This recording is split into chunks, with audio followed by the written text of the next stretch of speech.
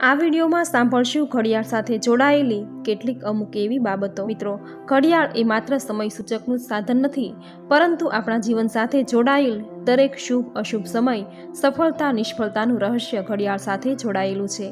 આથી જે દિશામાંથી સકારાત્મક ઉર્જા આવે એ દિશામાં જ ઘડિયાળ લગાવવી જોઈએ। વાસ્તુશાસ્ત્રમાં દક્ષિણ દિશાને યમની દિશા કહેવાય છે અને યમને મૃત્યુના દેવતા કહેવાયા છે।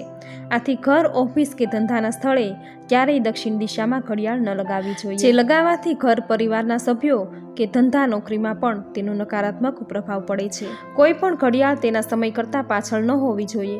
સમયની સાથે ચાલવાથી જ જીવનમાં પ્રગતિ થાય છે। જો ઘડિયાળ ખરાબ હોય તો તેને તરત જ રિપેર કરાવી લેવી।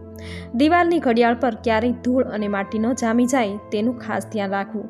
ઘડિયાળનો કાચ પણ તૂટેલો ન હોવો જોઈએ। તો મિત્રો, આ હતી ઘડિયાળ સાથે જોડાયેલી અમુક એવી બાબતો। જો આ વિડીયો તમને પસંદ આવ્યો હોય તો લાઇક, શેર, કોમેન્ટ